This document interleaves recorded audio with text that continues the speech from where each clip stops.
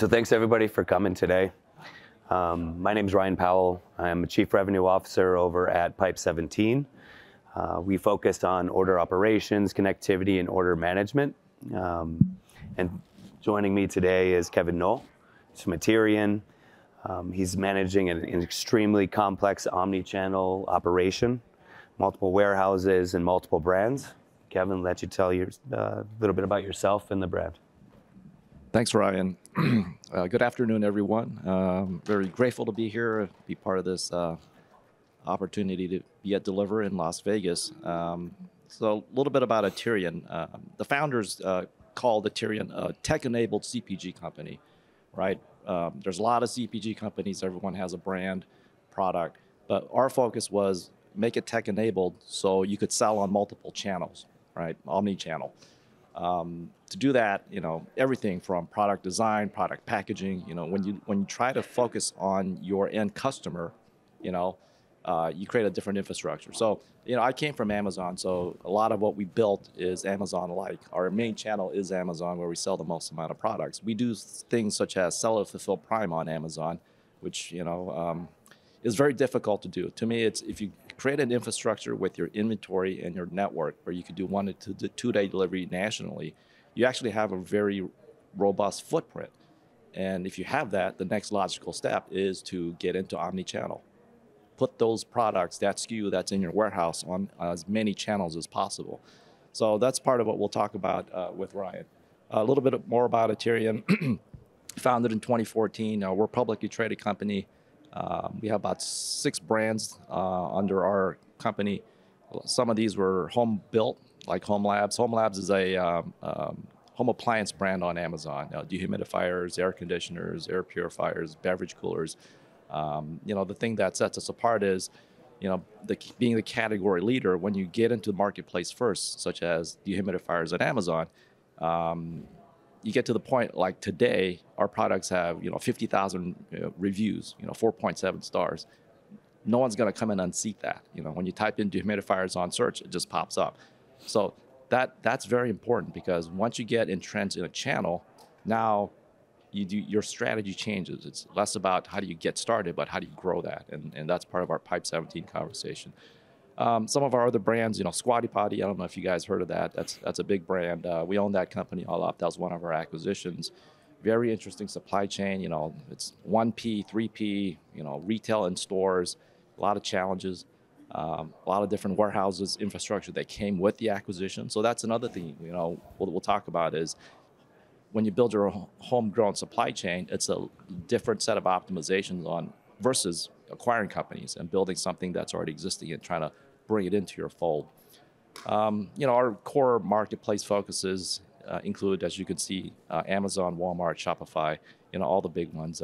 We're launching Target Plus in the next 30 days, which is a big win for us. It's a curated marketplace, a closed ecosystem, so it also presents additional level of challenges. So we'll talk more about it, but it's the same boxes and the same warehouses. How do you connect it to all these channels and make it successful? And Pipe17 is a big part of our success. Yeah, so when you think about that, you have lots of customers, lots of warehouses, lots of SKUs, and an ERP system in Acumatica. So maybe talk a little bit about how technology is part of that operational experience and how you're leveraging technology to manage everything that you have going here across all 6 of those brands. Yes, great question. So as you can see from here, 40 plus points of sales, 100,000 plus orders a month, almost 2,000 SKUs. We sell everything from essential oils to beverage cooler, which is a small refrigerator. And then, as I mentioned before, 11 fulfillment centers. A lot of people say that's just too much. How can you manage 11 fulfillment centers? Why don't you just have 3, right? Well, there's pluses and minuses of having one approach versus the other. And then we have an ERP system called Acumatica. So, going back to Ryan's question, the biggest challenge of omni-channel is that every channel is a separate optimization problem, right? Let's say you optimized your supply chain for Amazon. Now you want to get in Target Plus. It's a whole new set of variables, whole new, I'll give you an example, shipping, right? Parcel shipping. For one channel, you could use these shippers, but on another channel, you can't use that. different cutoff times at the warehouses. I'm going to go deep. I'm going to go deep and talk about all the ugliness, because these are the ugly things that operators, like myself and folks in the audience, you guys have to figure out. And you need software to do it. Otherwise you're just going to hire a ton of people. They're going to be sitting around troubleshooting stuff, and you're not going to get anything done and make money. But what Pipe17 does for us, let me just take a step back, is each channel has a whole set of complexities. Everything from SKU management, inventory management, making that inventory visible on these omni-channels. For example, on Amazon, when you do Seller Fulfill Prime, you have to show your inventory in different parts of the country. You can't just have it sitting in one warehouse, because you will not get the Prime badge on locations where you can't deliver it within more than 2 days. So these types of challenges will prevent you from being successful in that channel, right? You're not going to get the sales or the on-time delivery, and then you'll lose your Seller Fulfill Prime capability. So I'll take a step back and go back to Ryan real quick, because I got so much to talk about. But all these variables, you have to know what they are, and you got to map it to a process and a technology solution. Otherwise, you'll get to a situation of death by 1,000 paper cuts. Right? You put out a fire here, another fire pops up, and your leadership, the sales team, the chief revenue officer, the CEO, they'll be looking at operations and asking, what's going on, right? And we've all seen that. We've been a part of it. The goal for myself and how I run the operations with Pipe17 is we're going to be the fastest horse in the race, right? We're going to be asking the sales team, where's the revenue? Yeah, it's an interesting problem. In the audience, how many of you all run your own facility, like your own warehouse? Anyone? You got one? 3PLs? Anyone use multiple 3PLs? More than one? More than one? More than two? More than three? Okay, great. So when you start to look at the complexities of logistics and the supply chain, one of the things that we found at Pipe17 is really bringing everything together. You have your legacy order management systems, and they don't really have a lot of connectivity. And so then you're going in and you're finding a Soligo, an iPass, a Boomi, what have you, or a system integrator to build all these connectors after deploying an OMS for 9 to 12 months.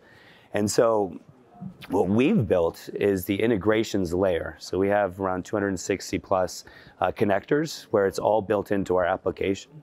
And then it also, on top of that layer of connectivity, we have order management. So routing, splitting, all of the things that go on with that post-purchase with order flow.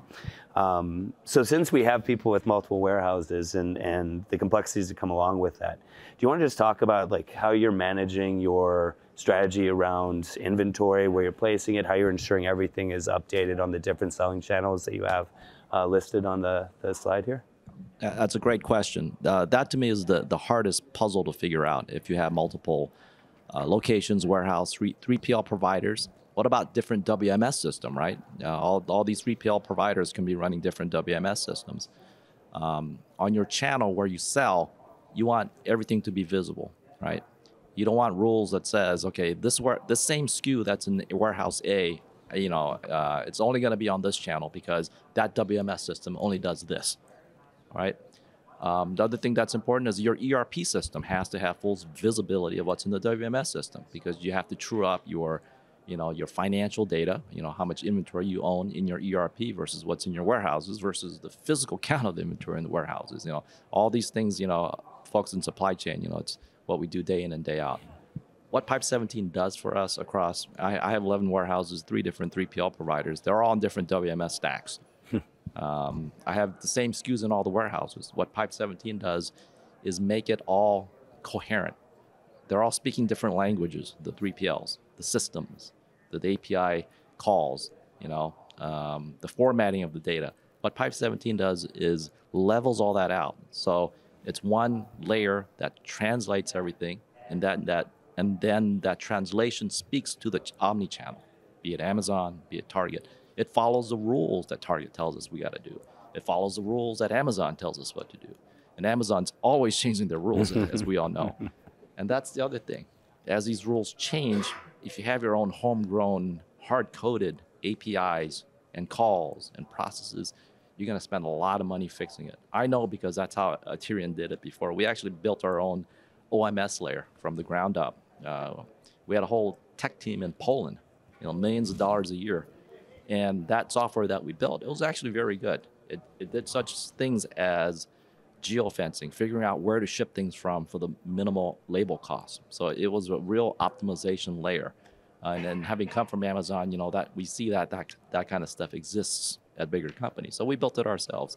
The problem was it's very expensive. It wasn't maintainable. When you're spending $2-3 million a year for a software development team, for at the time we're a $200 million company, it's just not sustainable. So as part of our decision, our CEO and the board decided, okay, we need a as good or better solution at lower cost. And then that's when I reached out to Ian, who's Senior Director of Sales at Pipe17, and started that conversation. And I know this is one of the questions you're going to ask, Ryan. Well, Kevin, how long did it take? Yeah.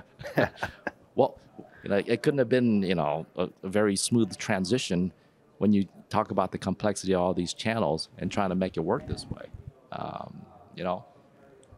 It took us 3 months. Our own software took us 4+ years to build, and we were constantly optimizing it. We took the same footprint, the same knowledge base, and worked with, Ian and then the co-founders of Pipe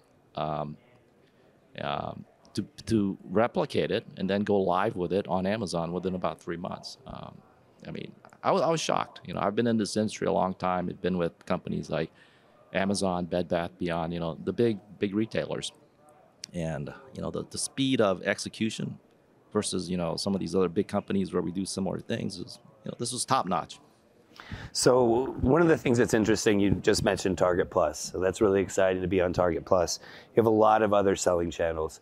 Like, how do you think about how you launch these different channels and what's important? You have TikTok Shop here. That's a new one that I'm sure everyone is quite aware of. I'm not a TikTok person, but I know from our customer base that TikTok Shop's been an amazing selling channel. So how do you think about the different channels that you guys look to expand on, like, for instance, Target Plus, which is going live? Like, what's the thought process? Yeah. A big portion of that decision's our revenue team. Our sales team needs to have the commitment that they're going to understand these new channels, understand how marketing works, get the top line and bottom line, because the fee structure on these channels are different also, right? So something that may have made 15 points of profit on Amazon, may make less than that on another channel because it's a different fee structure, different cost structure in terms of last mile. There's all these nuances. So once you get your sales team and your CEO to say, okay, we're going to launch Target Plus in 6 months from now, then it falls on the execution team, right? If you're running the supply chain, you got the inventory, or your planning procurement team. I also run planning and procurement, so forecasting, figuring out what to order when across 11 warehouses. That's another big piece of success because you can do everything else, but if you're out of inventory because you ordered for the wrong side of the country, East Coast versus West Coast, then you're going to be shipping zone 4, 5, 6 to get parcel shipments across the country, and then your profit won't be there. But the key is, from a supply chain perspective, once you have the inventory, you need a partner like Pipe17 to connect to these channels. Otherwise, it'll be a manual process. Things will break. Your ERP system, your NetSuite, your Acumatica, that data will be off. And then, as a company, your P&L is going to be, a lot of questions and variables. So, in order to do the omnichannel, execute on it, you need a software layer like Pipe17, or you build it yourself, which is something I don't advocate. Yeah, we do find a lot of companies that have built homegrown solutions. Oddly, we're focused and we've been building this tool for 5 years and only this tool. So if you think about what you were doing, there's a commerce company that's got a software company inside of it to support the needs of the business. And so we're actually finding more and more of these conversations with larger companies like yourselves where they've got this multi-million-dollar expense on supporting a software when you're a commerce company. It's a really interesting space. I'm coming from logistics and getting into software and understanding that there's all this need And the answer is, oh, we'll just build something. But you're a commerce company. It doesn't make sense to me. So just thinking about, the continued and where you guys are going from a long-term strategy perspective. Obviously, omnichannel is a big part of that. Being wherever the consumer is seems to be the whole strategy you guys deploy. How do you think about your long-term strategy for your expansion in omnichannels? I know you can't say too much. What you can say as a publicly traded company, but yes, growth, right? Domestically, the more channels you get into, the more eyeballs are going to see your products, more click-through opportunities. That's very important. For us, we're in a lot of channels, but there's more we're not. Like Macy's, Nordstrom's. Is there any reason why our products, our dehumidifiers, can't sell on Macy's? No. We just haven't gotten around to it. Pipe17 has, connectors for these channels already. So it's just a matter of configuration and launching those. The other thing about omnichannels, it's never static, right? Once you build these connectors and start selling, business rules are going to change. Mm-hmm. Your 3PL network might change. You may end up, moving from one 3PL to another because of cost increases, quality issues. Now you're going to phase out a third of your warehousing network and go into another one, right? So it's what I'm saying is that it's dynamic. It's never really at balance, right? It's at balance today, but it's moving. For us, that's very important because one of the things that Pipe17 does really well, the way it was architected and built, is that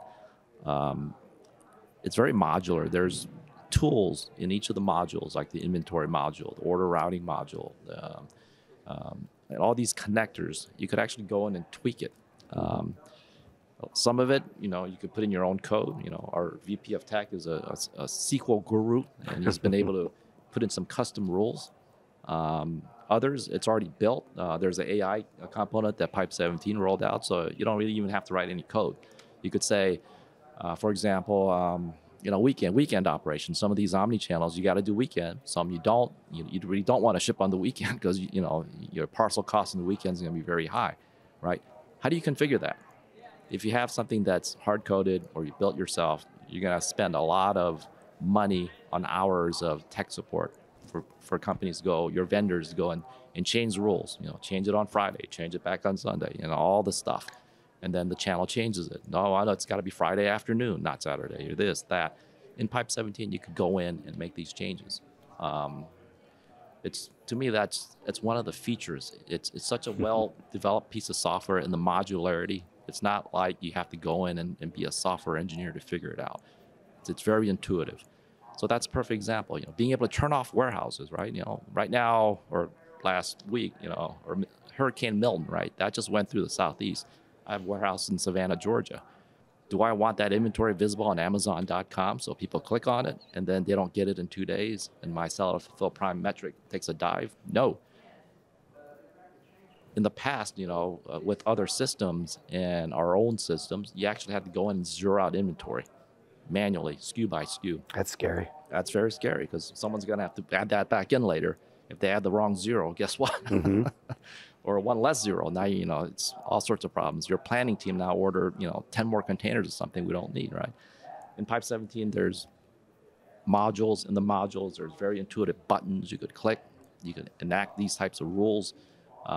It's just the scalability is there. It's one of those tools that it just doesn't exist in the industry right now. It's a front runner, especially the customizations and the ability to do the ugly things that the other software aren't able to do.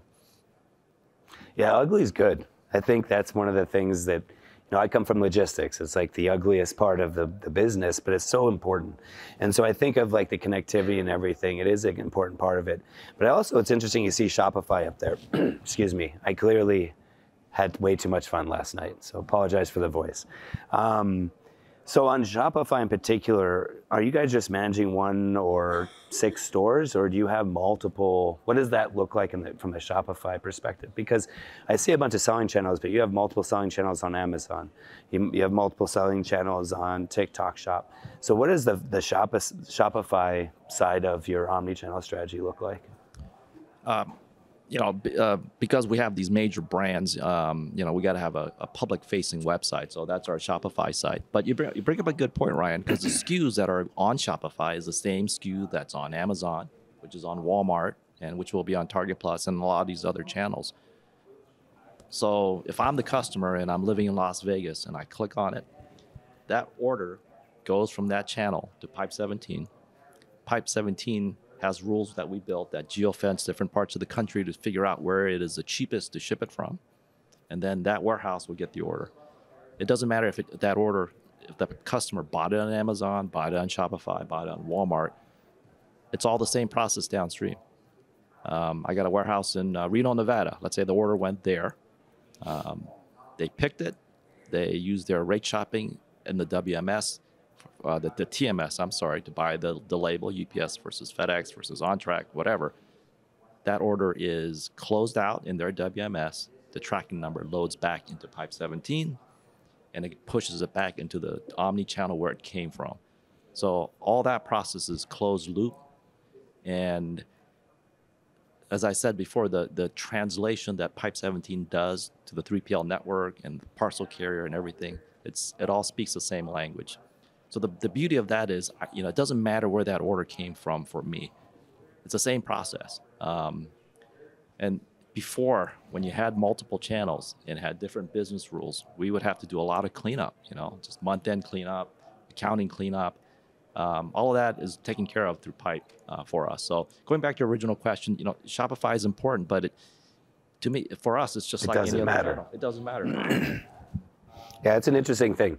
So when I look at all the different selling channels and I think about the different strategies, something you just said that kind of was a light bulb moment for me was the fact that it doesn't matter where it's coming from. An order to you is an order. It's irrelevant if it's coming from Mercado Libre or Amazon or your Shopify direct channels. So I'm assuming that's been one of the reasons why we've had such success and you've been able to launch. And so how long did it really take you to implement a full end-to-end omni-channel tech stack through Pipe17? So you were on for 3 months, but now you're launching new sales channels and new opportunities. And so is that something that takes another 3 to 4 weeks, or is it talk a little bit about what it looks like and the pain from an operational perspective that may or may not be there as you look to expand? TikTok shop. Oh, yeah. That's a perfect example. Or Squatty Potty, that's like has a lot of marketing, capability. Actually, Ryan's going to give away a Squatty Potty, so That's right. Put your name in the hat. But that whole TikTok thing, this is maybe about 9 months ago, maybe it was close to a year ago. When we tried to launch TikTok, this is kind of in the weeds, but it's real supply chain. It's the stuff that we live day in and day out. One option was to go through Shopify. Shopify had a TikTok connector. So our tech team engaged with Shopify. Okay, how do you do it? What do we got to do? It hit a brick wall. There was some bug or something. I don't remember the details of it, but it lingered on for like 2 or 3 months. And then at the same time, we worked with Pipe17 because they were building out a TikTok connector. And we connected our Squatty Potty brand to TikTok, and it was up and running in about 3 weeks. Yep. And most of that time was our operations team just trying to figure out, not TikTok or Pipe, but just what are we going to do? I think if you shave all that away, it took about a week to get TikTok lit up with all of our SKUs. And the first test order, live test order on TikTok, someone clicked on a TikTok potty stool and went to the Reno warehouse, for example. I think it actually shipped from Reno, just like any other order. It took a week. Shopify, we never figured it out. Yeah, it's interesting. The TikTok connectivity space is one of those interesting areas. I think, we had the opportunity to win their Enterprise Connector of the Year from TikTok. And I think it's just because of complexities. A lot of companies they're not connectivity and order management platforms, where we're 100% focused on solving a lot of the complexity issues of 11 fulfillment centers, 6 brands, and all of the selling channels you could possibly want. So I guess one of the things I did want to close out on from your side, I know we talked a bit about the expansion and the fact that you can launch new selling channels quite easily. We had a panel yesterday, I believe, that was talking about AI a little bit. do you guys have anything to say about AI? I mean, we have AI technology in ours. It's not a product. It enhances what we do. It allows you to create automations, create workflows, to code in Java through natural language input. But like, how are you guys thinking about AI and what it means to you from an operational perspective? Another great question. And by the way, this is not scripted, so. This is not scripted. I have notes. Our CTO, he's been on the AI bandwagon. It's something that he actually studied in grad school. So he's busy trying to figure out how we can use AI. I haven't seen anything yet. Yeah. So, and that's not because our CTO is not a smart guy and is working hard. It's just a lot of it is just nascent technology. Some of the areas that we've seen a lot of traction is, and the yesterday's panel talked about it. The last one is in the digital asset management, like the images and stuff like that. So we're using, when you got 1,700 SKUs, you're not going to go take pictures of 1,700 SKUs. We have a lot of essential oils. You're not going to go take pictures of every bottle of essential oil from 5 different angles. So, that technology is there. Now, where do I think the big opportunity is? I run the entire end-to-end supply chain for Aterian, the global supply chain. The biggest area for me in terms of opportunity is planning. When you have this many warehouses and this many SKUs, you don't want to bring in a ton of inventory and sit on it for an extended period of time. It's all just in time. You want it in just in time. As soon as that product sells through at one of the warehouses or within Amazon or within Walmart, you want it replenished, right? My number is, 45 days. I want 45 days of inventory, and I don't want anything sitting longer than 45 days. I don't control the price of the SKUs on these channels a lot, so it's hit or miss. But that is the true nature of just in time. Can a company like Aterian that is tech-enabled CPG that sells on all these channels, is predominantly 3P, but is also well doing in other spaces like 1P and vendor. Can we use AI in planning? We have the infrastructure there. One of the things that my team does is bottoms-up planning, that most companies do maybe a couple times a year. We do it every 2 weeks. All the data, using actually Pipe17 funnels a lot of that data for us now. But before, we would capture all the sales data, all the inventory history data, the age data, what's on the water coming in from overseas, what POs are pending at the factories. You take all that data, you put it into a single environment data cube. You could do a lot with that. One of those is you could simulate. What if there's a hurricane coming and you're a major seller of dehumidifiers on Amazon, right? If you could model those things, you could hedge your bet. Maybe I'm not going to order another 50 containers of dehumidifiers in Q2. It's going into Q3, but maybe I order half of that, right? These things, a model like that can start raising the questions, or you have the questions and you could start seeing some data around it. That to me is one of the big areas is planning. But the value of Pipe17 is we had all, for example, all these channels, they have disparate data sources, right?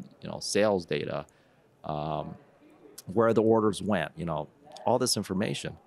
Rather than go into these channels separately, download the data, build your cube, all of that is in Pipe17. All of our orders is ingested in the pipe. Even our FBA orders, the stuff that we sell on Amazon, right? It doesn't ship out of my warehouse. I just replenish FBA. That lives in Pipe17. And then our ERP system, Acumatica, it marries that up. This without an automation would be, 1 or 2 people full time, just downloading data, uploading data, and then analyst team just analyzing the data. To me, it's a huge opportunity. You could cut down the time. Can you do weekly planning? I don't know. I mean, if you got the right sources of data and the right algorithms, you could do that. Can you do daily planning? Maybe. Yeah, I think it's a good use case, really. There's not a ton of use cases right now outside of predictive text, but I think that's a really good use case. So I'm just going to go over quickly kind of the Pipe17 again. So we're omnichannel order operations for brands and logistics providers. So we work with companies like UPS, companies like Aterian, Noble. So omni-channel, direct-to-consumer brands where we're bringing everything from order management connectivity into one platform. So everything is going to be in, like he just went over. We normalize all the data as well, and we can put that into, we're not a reporting platform, so we put it into things like Snowflake or other BI tools that are available and leveraged across the industry. So we're focused on saving and fulfillment. We're faster click to delivery, reducing onboarding times, obviously. One of the things that we're finding is we're going up against competitors that are giving 9-month onboarding timelines, and we're saying 3 to 6 weeks. And then obviously fulfillment errors. Once you have everything, it doesn't matter what selling channel it comes from. It's just another order. It really allows to ensure that the warehouse is doing the right things. We're not a WMS. We connect all the WMSs to allow them to do their job. So one of the things we said, Kevin mentioned, we're going to give away a Swati Potty. Our booth is right outside. If you'd like to sign up for one, just stop by the booth. We have Steven and a few other folks that'll be there. We'll be shipping it out to you guys. One of the things I wanted to make sure we do, Kevin's immensely experienced in operations. He's SVP of Global Operations for a publicly traded company. He's spent time at many other companies, including Amazon. And so we wanted to give an opportunity to kind of open this up to the rest of you guys to ask any questions you have around managing an operation of 11 plus warehouses, 6 brands, and all the different selling channels, as well as any questions you have around the technology that Pipe17 is they are leveraging to enable their operations. And there may not be any, that's also okay.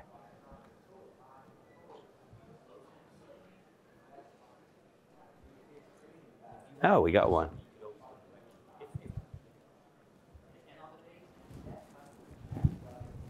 I mean, this might not be directly on topic, but I work with a lot of brands. And so I'm kind of wondering, I'm working on a new system to lower the cost of distribution. And so I think a struggle a lot is that distribution margin that's taken away from you, right? I'm in the natural channel, so we start at 25%. And I'm wondering what that looks like for you in general. Great question.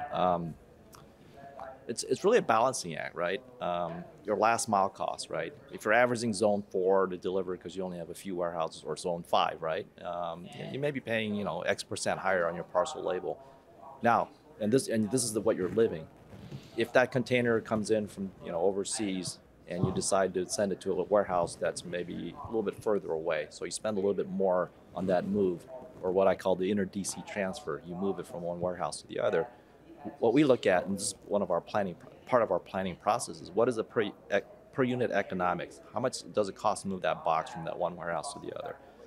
When we make the move, it's always less than the impact of the parcel cost. So that's the economics of it. The unknown is once you move it, and now your customers see 1 to 2 day delivery, how much more uptick in sales do you get? That's the big unknown that really offsets a lot of that risk. Perfect example, Amazon.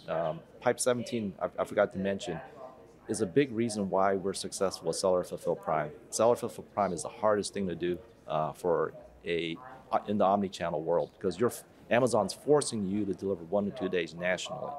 Even Amazon doesn't do it well, and I came from Amazon. I'll tell you, Amazon's on-time delivery back then was like 80%. Now with Seller Fulfill Prime, you got to hit 93.5. I'll tell you, Amazon is not hitting 93.5 every day. But you don't hit it, then you lose your Prime badge. Anyway, that's a perfect example where if you forward stock the inventory, you spend a little bit more moving it.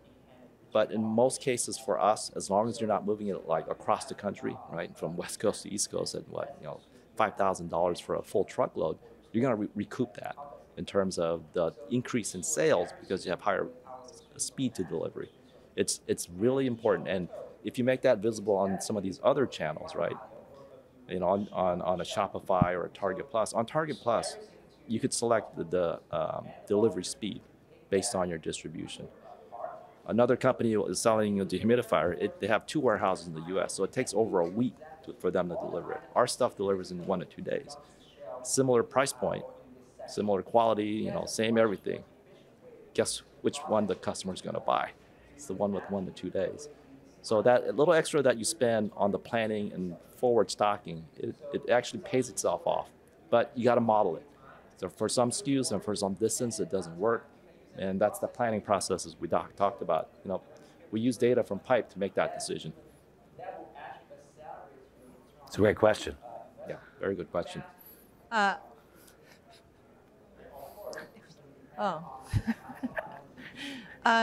Also within that, okay, so also reiterating, I'm also thinking about the amount of money equals the amount of time, right? And so you're saying there's also a benefit to having it sooner. Like you're maybe shipping it to Target, but you're not going to see that return for like another month or 3 months. I mean, if in that case. So it benefits a brand to really find how to get to the consumer as fast as possible and turn that dollars so that you can put it back in your pocket. The other thing to add, the transportation costs, it's very, there's a lot of variability, right? Price of fuel goes up and down, different, situations in the U.S., causes freight costs to go up and down. You shouldn't be locked in, right, to your carriers or your 3PL because of their tech stack. I think a lot of startup kind of CPG companies, they go to a 3PL provider or they start using a transportation provider and they build a comfortable relationship. But then you find out, oh no, I was paying 25% more than another company. It's difficult to pry yourself away from that situation because of the systems that they use and then how you've integrated with their systems. Once again, it's another plug for Pipe. I personally, it's really about risk management. I like to have 2 horses in the race at every segment of supply chain, so there's no incumbent. And I tell them who the other horse is. So, give you a perfect example. 3PL come to me and say, Kevin, I'm going to give you a GRI increase for next year, and it's this %.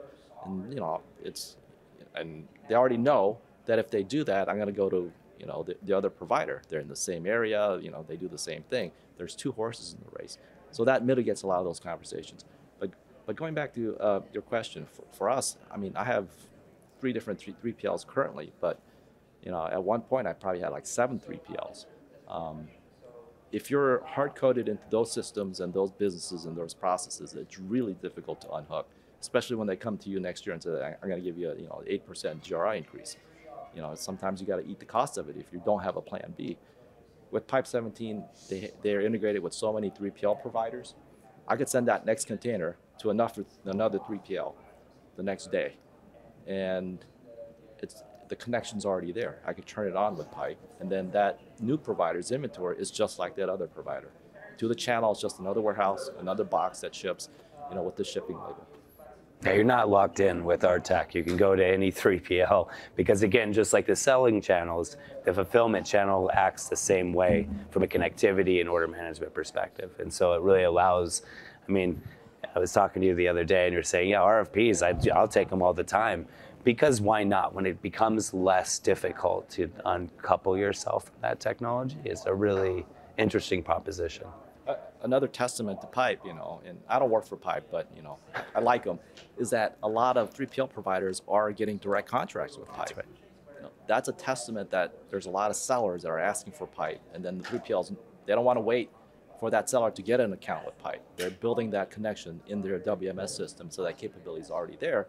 So I, as a CPG company, can just say, okay, well, I want to start using you, and then just like Ryan showed, it could be a 3 week or whatever onboarding and launch, which is insane in terms of what it usually takes other providers to do. Yeah. Any other questions? Yes.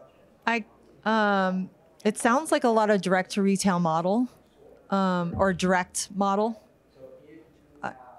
Is your focus really more online, or e-commerce to be able to achieve that? Obviously, we're probably 75-80% e-commerce, direct to customer. The other quarter is direct to retail. For example, our products are in Walmart stores. We do Walmart WFS, Target Plus, Target DSV. For each of these channels, we try to get into as many opportunities to showcase our products because it's all about click-through, right? The more eyeballs see it, the more people are going to buy it.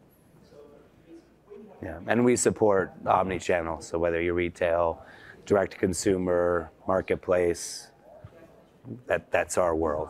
You know, if you're just doing a Shopify store and you have one warehouse, you know, we can definitely support and help, but where we really bring a ton of value is when you are in that expansion, you are in that omni-channel, you want to be where the consumers are. I didn't know Macy's had a great marketplace. I went to this event the other week and found out it's this huge marketplace for a certain demographic of people. And these brands are just doing amazing on Macy's.com. To me, I was blown away. But you know, that's one of the reasons why we're really excited about what we're bringing. It just allows you to do it so simply and quickly. So I think we're just about out of time. Yes. But we appreciate you guys all coming today again. If you have any questions, our booth's right there. If you would like to grab a Squatty Potty, we're going to be giving away a bunch of them. Just swing by the booth. Steven's there. It's right when you walk outside of the auditorium here. Appreciate the time today.